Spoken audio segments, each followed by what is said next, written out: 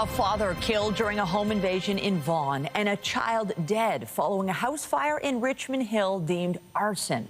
York Regional Police providing an update on the string of tragic incidents that have left the community rattled. Good afternoon. We're learning more today about two homicides this past weekend in York Region. The first, a father killed while his family was at home when masked suspects broke in. Police today providing door cam video of another attempted home invasion. The two terrifying incidents only 90 minutes apart.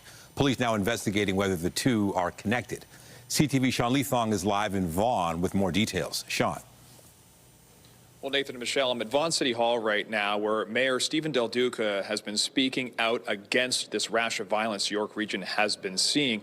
And he was joined today by Naeem Faruqi, who's the brother of Aleem Faruqi, the victim of that brazen break-and-enter and murder on Sunday morning. Now, the area that you were speaking about with the home invasion, York Regional Police this morning actually released a video, a door cam video of a brazen home invasion attempt that happened just 90 minutes after Aleem Faruqi was shot and killed inside his own home in front of his entire family. Now, this door cam video that we have acquired, it's just less than 1 kilometer away from where Mr. Faruqi was killed. York Regional Police, in their investigation, had originally said they believed that this looked like a targeted shooting. They clarified that this morning to say they believe the house was targeted specifically for valuables. They said that Mr. Aleem Faruqi, who was seen as a man of faith and a community pillar, was in no way connected to any sort of criminality, and that the criminals themselves believed that there was something inside the house. Now, they hadn't connected these two events, the first, the killing inside the house, and then the one outside 90 minutes later at a different residence. But there was a lot that seemed to line up. There was about 3 suspects who had masks on, one carrying a weapon, a loaded weapon, and both broke into the house, forced entry before quickly leaving. Now, just a little while ago, Mayor Del Duca was talking about the system itself, saying it needs to be fixed. York Regional Police also talked about the system needing to be fixed, specifically focusing on bail reform. But first, here is Naeem Faruqi, the brother of Aleem Faruqi, talking about what his family has dealt with. Our family just wants to preserve our brother's legacy, and we want to make sure that this doesn't happen to any other family. Enough is enough. I think we need to come together. This isn't the Canada we all know. My brother loved hockey, baseball. We watched a Blue Jays game earlier this week. We had dinner at my house the night before this tragic day. And, you know, it's every Canadian story, right? Spending time with your loved ones, and then they're just snatched away in a moment, and forever your life is changed. The family was in the house at the time of the home invasion and shooting. The family was present. And I'm not going to be able to get into any further details on where they were located in the house or who was where, but the incident happened in front of the family. Enough is enough.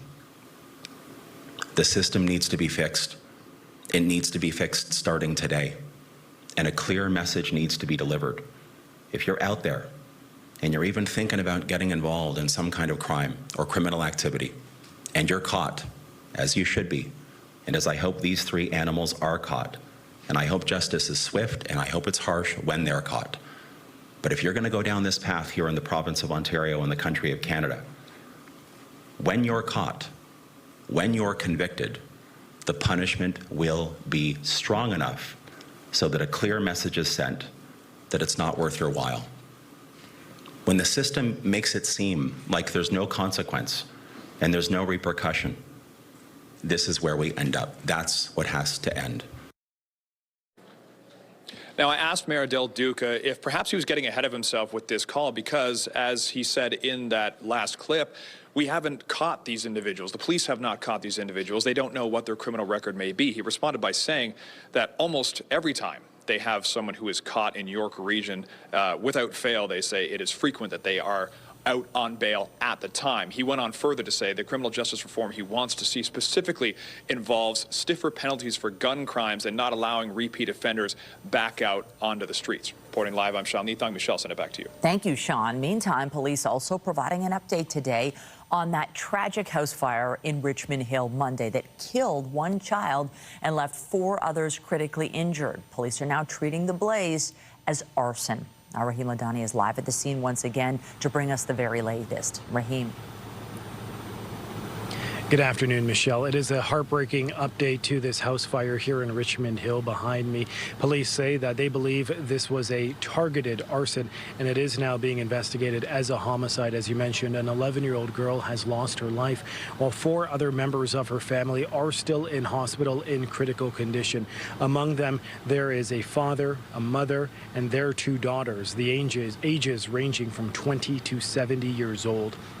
Police tell us that at this time, they do believe this was a targeted event. However, they have not released any suspect descriptions. We asked, is that they're a person of interest? They would not provide any information on that front, saying that it is very early in their investigation. They made a point to say that this happened just before 3 in the morning on Wednesday, and that it is still Wednesday, and so just a 2-day span. And they continue to canvass the neighborhood for dash cam video and surveillance video that people may have on their driveways, and they continue to conduct interviews. I did, however, ask the inspector about the red gas can that we've been talking about over the last couple of days. Just down the road from this house, a red gas can was found on the property of a Catholic school. Police did bag and take the gas can as evidence. Here's what the inspector had to say about the potential connection there. The gas can that you're referring to was located approximately 100 meters from the house at a nearby school property. We'd be remiss not to believe, or at least not to exhaust everything around that area to see if it's connected to the scene, the actual arson scene. So that is a work in progress. It will be forensically analyzed, and we will, we will be mindful of all the evidence together, and the evidence takes our investigation where it goes. So it is a significant find. In speaking with neighbors, we've been told that police were called to this home earlier this year for some type of incident. We pressed York Regional Police about that. They would not comment at all, saying that they haven't been able to confirm if they won't say if they did attend this house unless there is a definitive connection between that potential incident and this fire. And so we do not have confirmation from York Regional Police. However, several people in the neighborhood told us that they did see police here. Again, an 11-year-old has lost her life, and 4 other members of her family are still in hospital in critical condition. Reporting live, I'm Rahim Ladhani. Nathan, back to you. Thank you, Rahim. Still ahead on CTV News at noon, the Ontario Honda dealers Indy Toronto is shifting gears and moving to Markham next year. Details coming up a little later in the newscast. And we have more news in a moment, but first there's a live look at the city this afternoon. Lots of sunshine, not much happening at Nathan Phillips Square there, but it's a warm reminder today from Mother Nature that it's still summer. So back to shorts and T-shirts and perhaps turning on the air conditioning. Lindsay Morrison is here with a look at the current conditions, and it's really another lovely day. I think so, Nathan. And, you know, I'm thinking about the fact that we talk in the month of June about schools without air conditioning. Well, what about September? Back to class for so many kids. And it feels like summer. It already feels like 28 at this hour in Toronto. Current temperature, 23 degrees. We've got a southerly flow of wind direction, and that means it's ushering in all of that warm air from south of the border. Our forecast high today is 26 degrees, but it's going to feel like 30. For some students in the GTA, today is the first day of school, so happy back to class. Here's our current satellite and radar. Nothing but sunshine today, but overnight tonight, this front is going to start to swing through, and with it we are expecting some rain and a bit of a cool down. So we'll take you through the weather forecast coming up. For now, Michelle, I'll send it over to you. Thanks, Lindsay. The roar on the lakeshore will be no more. The Honda Indy is moving to Markham after 40 years at Exhibition Place. CTV's Natalie Johnson joins us now with more on today's announcement and reaction from Mayor Chow. Natalie. Hi, Nathan. That's right. A major detour for this iconic race as next year it moves to a temporary street circuit in Markham, becoming what organizers are calling the largest celebration of sport and tourism in York Region's history. Now, the fact that Toronto will be hosting the FIFA World Cup is one of the factors being cited as a decision to move the race out of Toronto. They are expecting 140,000 fans over the course of the 3-day weekend when this takes place next August. Here is more from the announcement this morning.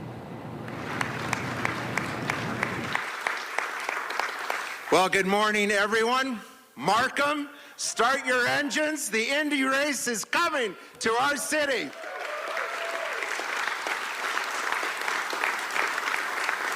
This is a major milestone for the city of Markham, which officially becomes the starting line for the Ontario Honda dealers at Indy at Markham in 2026. And we are thrilled and honored to be named as the host city for this prestigious, world-class, 3-day auto racing event. 2024 Indy drew over 150,000 people with more than a $50 million economic impact. That is making a difference through sport. That is making a difference. That's what these gentlemen and their staffs and all of Markham is going to do, is make a huge difference. And I can tell you, as I said, I've been there, local restaurants, hotels, corner stores, gasoline shop, everyone benefits. So when they roll in, pardon the pun, and then roll out, the impact is massive.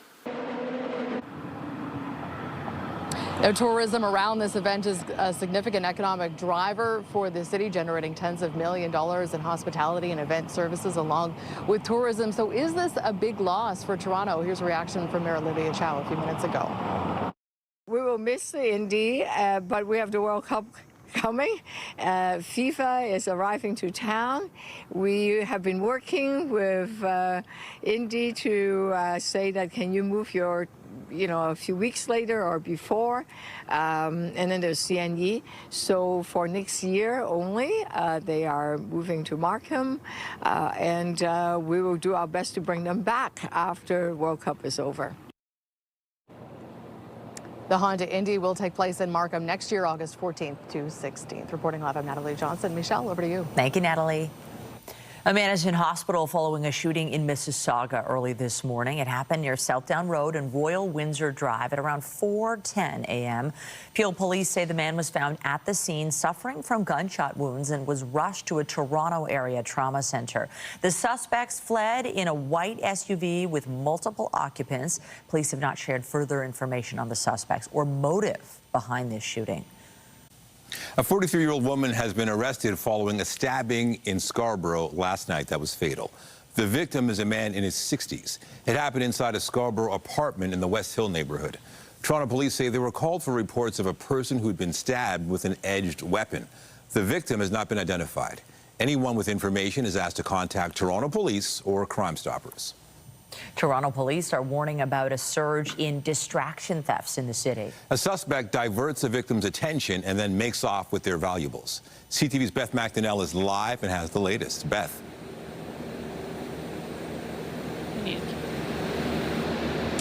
Nathan, Michelle, a big push from Toronto police today to warn people, especially seniors, about distraction thefts. And as you mentioned, yes, this is when they divert a person's attention away to steal their purse, wallet, phone, or jewelry. I want to show you some video now. There are two videos that you're going to see. The first, you're going to see a female suspect in a black SUV. She seems to call a person over. The suspect asks for directions to Walmart and then tells the victim it's her birthday and that it's her custom to give them a gift. So the victim actually goes over to the other side of the SUV. They're given a ring and a looks like quite a lengthy hug. The SUV eventually takes off, and then only after does the victim realize that their necklace is gone. In the next video, this involves a vehicle in front of a victim's home. You'll see it in the top left corner of your screen ahead of the TTC bus. Here, the suspect is a passenger in the vehicle and asks for directions to the homeowner to the nearest mosque, then asks the victim to pray for their sick mother. Then the suspect begins putting rings and necklaces on the victim. Next thing, the suspect tries to actually take the victim's watch and necklace. Then there's a struggle and the vehicle ends up dragging the victim down the street, so quite difficult to see. Police say there has been a huge spike in these thefts and they believe they are linked to organized crime. Last year, just 28 of these distraction thefts were reported. So far this year, 374. These suspects typically work in pairs, sometimes even involving children, with one person creating the distraction while the other takes the property. Now, while distraction thefts are concerning on their own, what is even more troubling is the increasing level of violence suspects are using against their victims. So here's what we know about these crimes. Suspects are targeting individuals between the ages of 60 and 90 who are alone and often wearing jewelry. They're targeting their victims mostly through the week in the mid-morning to mid-afternoon, in commercial parking lots, on city streets, and even on the victim's property. Suspects often remain in vehicles, which makes identification difficult. The victims, primarily elderly, are often left in shock, limiting their ability to provide accurate descriptions. Common tactics to distract a victim include asking for directions, pretending to need help, spilling something on a person, even coming up to them offering to sell jewelry. Police say there are ways to protect yourself. Always keep your bags zipped. Don't put them on a table or behind a chair, and be aware when you are out and about. Reporting live, I'm Beth McDonnell. Michelle, back to you. It's a good reminder. Thank you, Beth. In a bid to free up jobs for Canadians, Conservative leader Pierre Poilievre is calling on the Liberal government to scrap the temporary foreign worker program. July's employment data has confirmed that what Mr. Carney's economy is doing to our youth. 14.6% unemployment, 1.6 million Canadians unemployed. According to CIBC, that the levels of employment are normally what you would see in a, quote, a recessionary period. Yet the Liberals are still bringing in the workers from abroad to take jobs from people here at home, and they are driving down wages. Nearly 3/4 of the temporary foreign workers in Canada do jobs that pay below average wages, which means that they are ultimately taking jobs from the people in Canada that need them most.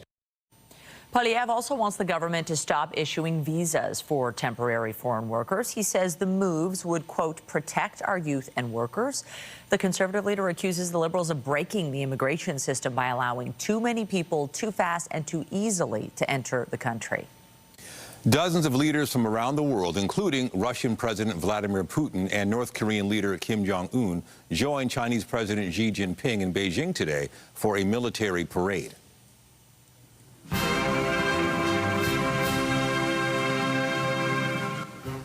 President Xi presided over the ceremony, which was meant to mark the 80th anniversary of the end of the Second World War. But it was also a show of the strength of the Chinese military. It was also meant to send a clear message to the world that China is increasingly becoming a global superpower. The parade also saw the leaders of China, North Korea, and Russia appear together for the first time ever. There's growing concern in Ukraine and the West over the collaboration of China, Russia, and North Korea in backing the Russian invasion of Ukraine. U.S. President Donald Trump, who was not invited, took to social media to question whether the contributions of the United States would be recognized by China. He finished his message by saying, quote, "Please give my warmest regards to Vladimir Putin and Kim Jong-un as you conspire against the United States." And during a side meeting, Russian President Vladimir Putin thanked North Korean leader Kim Jong-un for the bravery of the North Korean troops who've been fighting alongside Russian troops in Russia's border region of Kursk. Military cooperation between the two countries has been growing since the signing of a strategic partnership agreement in June of 2024. A Kremlin spokesperson dismissed Trump's remarks that the leaders of China, Russia, and North Korea were conspiring against the United States. Here at home, the Prime Minister is in Toronto, meeting with the Liberal cabinet a couple of weeks ahead of Parliament resuming. CTV's Judy Trin is standing by live, joining us now with more. And Judy, we heard from the Prime Minister earlier. What are the big takeaways?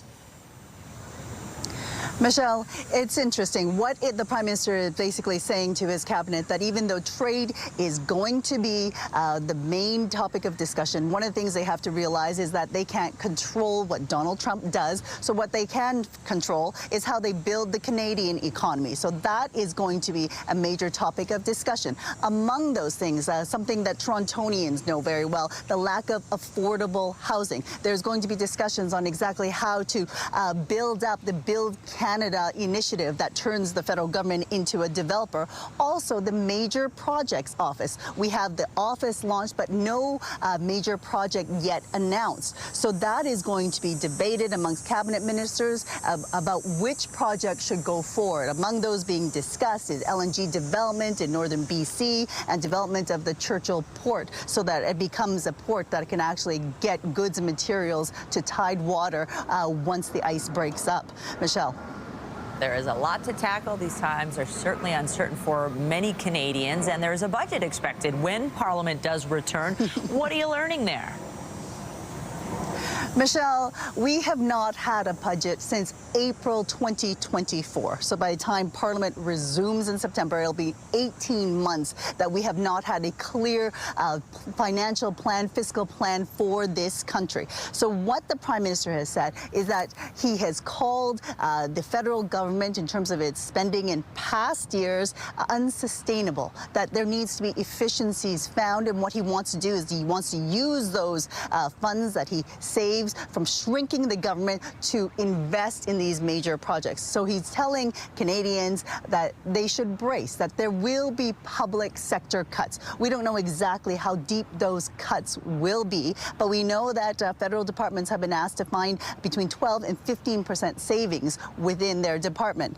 Now, Michelle and Nathan, I want to point out to you too that the Prime Minister says he has open lines of communication with Donald Trump, and the two leaders last spoke on Monday evening. And Prime Minister Carney says they spoke on a range of issues, trade, but also geopolitical issues. But he wants to focus on the main trade issues that involve auto sector, the steel, aluminum, forestry, and possibly copper, as well as semiconductors could come up as issues. And Michelle and Nathan, the USMCA or the CUSMCA, that North American Trade Agreement, that is going to be reopened next year, but the process begins in October. That's when the U.S. government, the U.S. Trade Office, puts out a notice for public consultation. And in writing, we will see exactly what areas of trade of concern that the U.S. government has and that they want to go at in terms of Canada. Michelle, Nathan. Judy, that will be interesting. CTV's Judy Tren in Toronto covering the Prime Minister today. Thank you. You're welcome. In other news, President Trump is vowing to take his tariff fight to the Supreme Court, warning of devastating consequences to the U.S. if his tariffs were removed. Without the tariffs, this country is in serious, serious trouble. When you leave the room, you'll see that we just... A federal appeals court ruled last Friday that Trump's so-called Liberation Day tariffs are illegal. So far, Trump has not indicated any willingness to drop tariffs on Canadian goods, in spite of Prime Minister Mark Carney's decision to lift retaliatory tariffs on American goods that are compliant with the current free trade agreement. And CTV's Scott Hurst is following this story and joins us live with the latest. Scott, what have the courts said so far? Nathan, ultimately this ruling could be a big setback for the Trump administration. Of course, as you mentioned, he's vowed to fight it, to take this fight to the highest court in the land, challenge it in the Supreme Court, as we've seen him over the last several months aggressively try to reshape and reorder the global economy in favor of the U.S. by declaring a national emergency. Trump has continually argued, not just for years, but for decades, saying the U.S. has been getting ripped off by trading partners right around the world, and vowed tariffs would mean money would flow into the U.S. economy. However, many economists argue it would eventually be American consumers bearing the brunt of the cost of much of the tariffs. Now, the U.S. president saying in response to the ruling that without the tariffs, the country is in serious trouble. So with no indication he plans to drop these tariffs, the U.S. president, as you said, is vowing to take his fight to the Supreme Court. Now, the federal appeals court ruled last Friday that Trump's so-called liberation tariffs are illegal. Also, those other so-called national emergency tariffs imposed earlier on Canada and Mexico in specific relation to the flow of fentanyl. So it covers those tariffs as well. The court ruling is ultimately saying Trump exceeded his powers under the national security statute that he used to impose them, which allowed him, Nathan, to bypass the U.S. Congress. So if this does go through and the Supreme Court does not rule in favor of the Trump administration, as I mentioned, this could be a significant blow blow to the Trump administration and the trade policy that they've tried to use to reshape, ultimately, gold trading around the world. And with that, Scott, what could that decision mean for countries like Canada facing these tariffs? Well, so right now, what this means is that the tariffs are allowed to remain in place for now. So the tariffs are still in place, and so the U.S. is ultimately still collecting those tariffs from countries around the world, including Canada. That'll run until at least October 14th for now, to allow time for the U.S. government to file a Supreme Court appeal. But the bigger question, what does this mean for Trump's ultimate trading agenda? Well, it might mean that the U.S. would have to give back some of the import tax that it has already collected from trading partners around the world, including Canada, which have totaled tens of billions of dollars already into the U.S. Commerce Department. So the ruling, however, does not account for the tariffs imposed on things like steel and aluminum, as well as punishing tariffs on the auto sector. So those seemingly would be untouched. And Nathan, we've seen, and it's already proven to have a devastating impact on the Canadian economy, just talking about those tariffs specifically. Very true. CTV's Scott Hurst in the CTV National Newsroom. Thank you. Thanks, Nathan. Well, it is almost that time. The Toronto International Film Festival kicks off tomorrow in our city. And the weather forecast, well, we've got some rain in store for the first half of the day Thursday, but the afternoon and evening will be much brighter. There's a look at the active weather on the way. Rain heavy at times. We'll give you an idea of how much is in the forecast and how cool it could get behind that cold front. That's just ahead here on CTV News at noon. Stay with us. We'll be right back.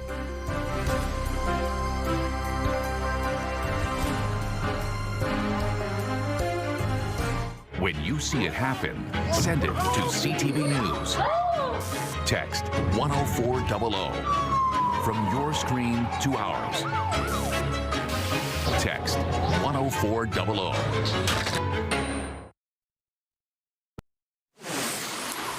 We have breaking news in the West End where a shooting has been reported. Now, first responders arrived on the scene just minutes ago on Keele, north of Rogers Road. No details have been confirmed, but the initial reports indicated up to 2 people have been hit by gunfire, and at least 1 has been taken to hospital by EMS. Once again, we got breaking news this hour. There's a live shot from our CTV chopper.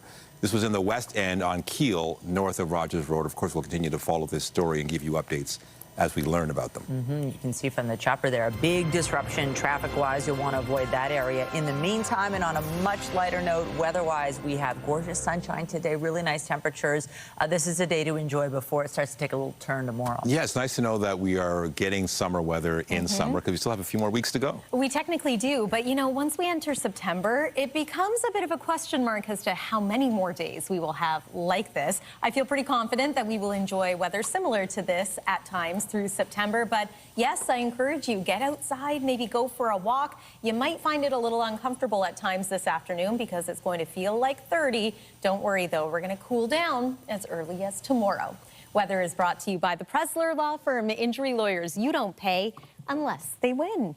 We did want to show you a live shot here. This is Nathan Phillips Square, a little quieter these days, I think, with the kids back in class. And yeah, summer starting to feel like it's winding down, but not temperature-wise today and not with the conditions either. Beautiful sunshine out there. Let me show you where we stand currently, and I want to just show you the difference compared to southern Ontario and northern parts of the province. So it's 23 degrees right now in Toronto, feels like 28. It is 17 degrees right now in Sault Ste. Marie, and in Thunder Bay, it is only 7 degrees at this hour. So this is the power of a cold front that we're going to be watching for later on tonight, bringing us some rain. And then, yes, a bit of a cool down in store for the end of our week as well. Not today, though. We're looking at a forecast daytime high of 26 degrees. That is going to feel like 30 at the height of the afternoon. And then your evening sports forecast looks dry, looks clear, maybe some extra water breaks because of that humidity that's out there today. But overall, it's going to be a nice day on the soccer pitch or at the ball diamond. Overnight tonight, things do change a little bit. We're going to remain mild, 16 for the low. That's above average. But especially as we move past midnight, we're going to get into a few showers and maybe some embedded thunderstorms. So don't be too surprised if you hear a couple of rumbles through the night. Waking up tomorrow as the kids head off to school, we might say goodbye to the shorts and t-shirts and hello to perhaps an umbrella, maybe some rubber boots, depending on your feelings of this kind of weather. But I do want to emphasize that it's your Thursday morning that is unsettled, that's wet, that's rainy. Not so much your Thursday afternoon. Big improvements come as the day goes on. So here's our current satellite and radar. All is clear right now, but you can see that front moving ever closer to us here in the lower Great Lakes. So once again, this is going to bring rain. Look at that. It could potentially bring snow to parts of northern Ontario. It's likely still too warm at the surface for that snow to stick. But that's sure a sign of changing seasons, I think. At this point, we're anticipating anywhere from 10 to 20 millimeters of rain here in Toronto. That model suggests just a little bit more. And timing-wise, there's 7 a.m. Look what happens in the afternoon. It clears out. We'll enjoy sunshine for the second half of the day. And Friday looks pretty good, too. 7-day forecast looks like this. Just want to talk about the weekend. Cooler conditions overall, temperatures in the teens at times. But overall, it's looking pretty good. Mix of sun and cloud for both Saturday. Chance of showers with that on Sunday. That's the weather for now. Nathan, over to you. Thank you, Lindsay. Exciting times for football fans. The NFL is kicking off its season tomorrow. First out of the gate are the Cowboys and Eagles tomorrow night. And here to talk more about what's in store is TSN's Kara Wagland. Kara, can't wait. Thanks for joining us. Let's start with the Cowboys, America's team. Are they even stable right now? That's a really big question. I would say not so much, although anytime Jerry Jones is at the helm, you could probably make an argument that they're not stable. This is going to be the first time we're going to get a look at the Dallas Cowboys post Micah Parsons. Of course, this was the big story throughout the entire offseason is Micah Parsons wanted a new extension. They couldn't get it done. Jerry didn't want to negotiate with Micah's agent, and so he ended up trading him to the Green Bay Packers, which seemed like a really surprising move considering the Dallas Cowboys could have franchise tagged them for 2 more seasons. They had all of the leverage here, and yet they gave Micah Parsons what he wanted. They sent him packing up to Green Bay. So no team is happier than the Philadelphia Eagles, who are facing the Cowboys tomorrow night. An all NFC East matchup. We're going to get a first look at our defending Super Bowl champions as well in that one. But if I was a Cowboys fan, I would hazard to say you no longer have your best player on your entire roster. It could be a very up and down season, as we've already seen in the past, but I wouldn't be putting my money on the Dallas Cowboys, that's for sure. But you know those fans are always optimistic. What about the Eagles? Do you think that they can repeat? I mean, the Eagles brought largely the same roster back. They're obviously turning over their offensive coordinator and their defensive coordinator, which you never know how that's going to go, except we saw them do it just a season ago as well, and they made it back to the Super Bowl. So can they make it back to the Super Bowl? Right now, early predictions, they're my team to come out of the NFC. I think they can make it back there. They have an unbelievably strong roster yet again. Will Saquon Barkley be as good as he was last year? Probably not. Can Jalen Hurts carry them through? Probably. But can they repeat as Super Bowl champions? I mean, we've seen how difficult it can be to go back-to-back. So I don't know that I see them going all the way to win the Super Bowl, but they're certainly the top team in the NFC for me right now. Let's talk about the AFC. A lot of Toronto fans are fans of the Bills, and it seems like they've beefed up their defense. How far might they go this year? The Bills are an interesting one. I mean, the Buffalo Bills have been a strong team for a number of seasons now. They just haven't seemed to be able to get past the Kansas City Chiefs. 4-1 against the Chiefs in the regular season, 0-4 against them in the playoffs. And a lot is riding on Sean McDermott's legacy this year, I think. His regular season resume has been unbelievable, but he hasn't been able to get them outside of the AFC Championship and get past the Chiefs to make it to the Super Bowl. They're trying to get there for the first time since 1990. They did do a little bit of tinkering in the offseason. We saw them bring in Joey Bosa in a kind of 1-year high-risk, high-reward kind of thing, which could be a flop or it could be really good for this team. We've seen them reunite with a number of players, bringing back Tre'Davious White, Gabe Davis just yesterday, and Jordan Poyer.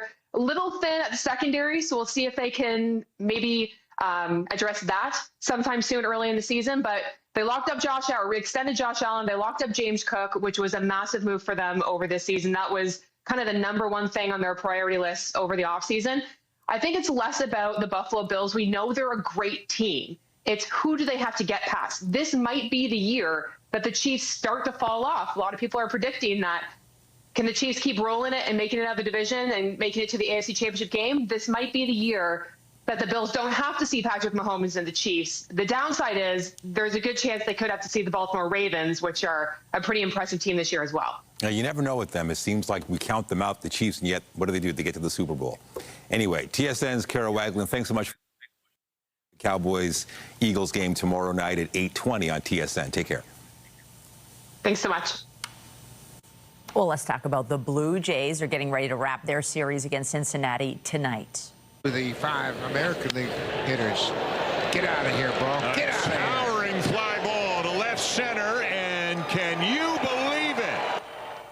Toronto was looking to tie things up last night. George Springer's second home run of the game gave the Jays a 4-run lead in the 4th inning. The Reds kept battling, but the Jays took this one 12-9. Tonight's ball game gets underway at 6:40.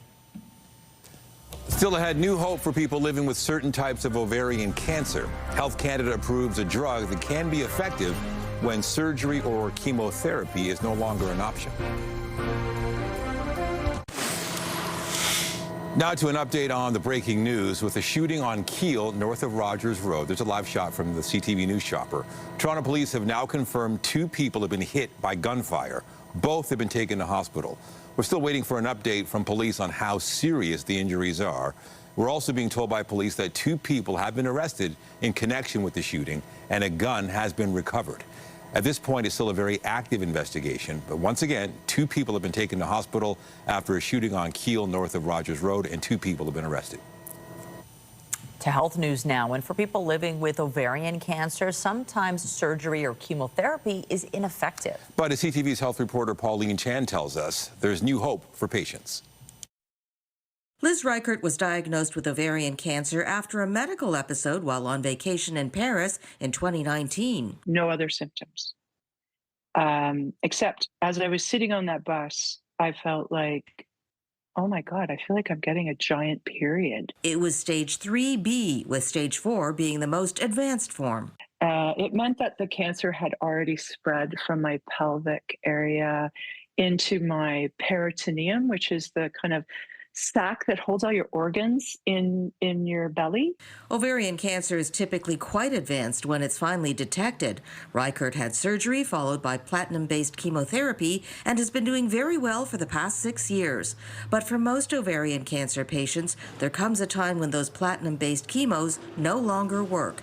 That's why the approval of a new drug called Elahere is so significant. Mirvetuximab is the generic name. So it's approved for women with what we call platinum-resistant ovarian cancer. Dr. Alan Covens says Elahere acts on the folate receptors on the cell membranes. The majority of ovarian cancer cells, like 75%, will express folate receptor positivity on the cell membranes.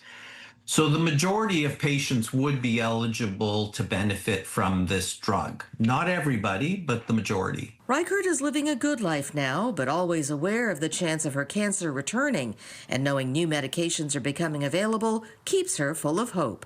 Elahere is expected to become available in Canada next year. In the meantime, patients should talk to their doctor about treatment options. Pauline Chan, CTV News. Well, this gives new meaning to going the extra mile for a good cause. A Mississauga firefighter is hitting the road in a 3-day charity bike ride, going from Hamilton all the way to Ottawa. The epic effort to raise funds and awareness for the Canadian Fallen Fire Association. CTV's Jessica Smith joins us with more. Jess. Michelle, I have to tell you, it gave me chills watching all the riders come in. There's about 70 of them. They began the ride. They're doing a bit of a pit stop right now, getting a much, needed kind of rest break and some food. But I want to bring in Jordan Simons. You're one of the riders. I saw you guys coming in. Talk to me about what this ride means to you personally and why you wanted to partake, because this is your first year participating in this particular ride. Yeah, it's my first year riding. I've been cycling for years now, and then having been involved in firefighting for almost 8 years, meeting some guys that cycle, and then I learned about the ride. It's obviously for a great cause, and putting those things together, I just knew it was something that I should be doing. You know, speaking to one of the organizers, this started as a group of maybe like 13 riders. It's grown to 70. How does that make you feel to know that all these folks have come together to support those who have made the ultimate sacrifice and to support their families? Because this really is about family at the end of the day. It's been an amazing experience so far to have this many people participating. When you show up and then everyone starts rolling in and everyone's excited and nervous to do it, and then we all kind of get the brief and then roll out together. It was a pretty special feeling. So we're doing a pit stop right now, then you're off to Cobourg, and then where does it go after that? We sleep in Cobourg tonight, and tomorrow we ride off to Kingston, and then Friday we finish off the ride in Ottawa, which is where they hold the memorial for the fallen on Sunday morning. Now, we've got so many different people here that have come out just to support you guys. I saw people kind of stopping along the road to clap. How has it made you feel to see the reaction from just the community as you began this ride and how they're supporting you guys as you make your way out? I didn't really think about having people cheering and clapping along the way, and even just a single person, let alone groups of people, it feels really nice to have people there cheering, whether they know what it's for or not. They just see the convoy going down the road. It's pretty special. If people want to support, they want to follow along, what's the best way for them to do that? They can go on the Celtic Fire Ride website to read a little bit more about the cause, and you can still donate. It's still open, and there's lots to read about as well on the Canadian Fallen Firefighters website. Well, thank you so much for all that you do. I'm going to let you get ready and get back on the bike. We're going to send things to break. More news coming up right after this. Get Toronto's top stories, breaking news alerts, and watch live. Download the CTV News app. Whether you're buying lunch or movie tickets or whatever, more people are now tapping their phones to pay instead of using cards or cash. Using a digital wallet is convenient, but what happens if your phone goes missing or falls into the wrong hands? CTV's Pat Foran has this consumer alert. It's something more of us are doing on a daily basis, paying for items using a smartphone. Digital wallets are fast and convenient. I can just take it anywhere, whether it's on my phone or on my watch. I know that I always have something to pay with. But not everyone is convinced it's the best option. I feel more secure, or just go the old-fashioned ways, use cash. While opinions differ, there's no question digital wallets are catching on. Once set up, payments are a breeze. Wherever you go, whatever kind of payment system they require, all you need to do is pull out your phone. No need for cash, no need for plastic. A Consumer Reports survey found 4 in 10 consumers use their digital wallet at least once a week, but that convenience may come with risks, because if someone gets into your digital wallet, they could access your money in seconds. There are security features that are built into both your phone as well as the wallet app on it, but they're not always turned on by default. You want to make sure your digital wallet is locked. Set it so you need a face scan, fingerprint, or passcode to make a payment. You may need to turn these features on. If your phone goes missing, make sure it can be found remotely so you can erase all your data before someone else gets to it. On an iPhone, go to Settings, tap your name, then Find My, and make sure Find My iPhone is on. If you have an Android phone, it's called Find My Device. Just sign in with your Google account and it's enabled automatically. If you haven't activated it, you need to, and you should practice it. Do a test run to make sure that if the worst happens, you're ready. And watch out for scams. They're on the rise. Scams involving digital wallet payment apps have become a serious problem. Some consumers have lost thousands of dollars. So it's important to stay vigilant to avoid becoming a victim. To lower your risk, turn on transaction alerts for every purchase. That way you can catch anything unusual right away and protect your money. Pat Foran, CTV News. A new report from RE/MAX is shedding some light on what the GTA real estate market could look like this fall. According to their 2025 fall housing market update, RE/MAX is expecting home prices to dip by 5% in Durham region, 4% in Toronto, and 2% in Brampton. Meanwhile, prices are expected to go up by 4% in Hamilton and Burlington, 2% in Mississauga, and just over 1% in York region. The average national price of a home is expected to decrease by 6.5% this fall.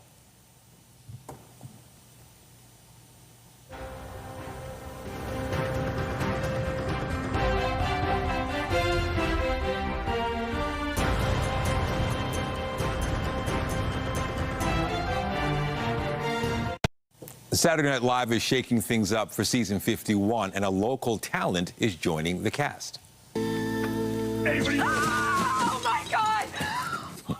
Canadian comedian Veronica Slokowska from Barrie is one of 5 new faces tapped for the show. She's known for her role in the Netflix series Tires and also has built a following online with her sharp and offbeat humor.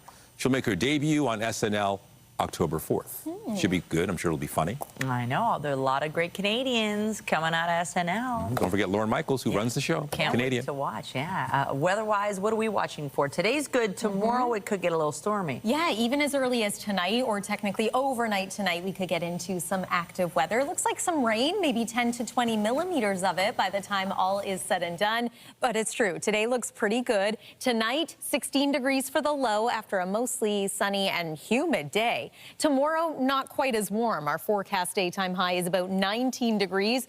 That's cooler than normal. All of a sudden, again, 23 is the average temperature this time of year. What I do want to remind you about the active weather story is the fact that we can plan for rain tomorrow morning, but then a brighter, drier afternoon. So it's not a total washout. School day forecast, you might need rubber boots or an umbrella for the kids first thing, but the afternoon should be drier, maybe not quite as warm as it's been, but still comfortable. And then the 7-day forecast shows us not a bad looking weekend forecast. Nathan and Michelle. All right. Thank you, Lindsay. And that is CTV News at noon. Remember, you can get Toronto's breaking news all day long on CP24 and at ctvnewstoronto.ca. For Lindsay Morrison and all of us here, have a pleasant afternoon. I'm Michelle Dubé. And I'm Nathan Downer. Be sure to join us later for CTV News at 5 and 6. Have a great day.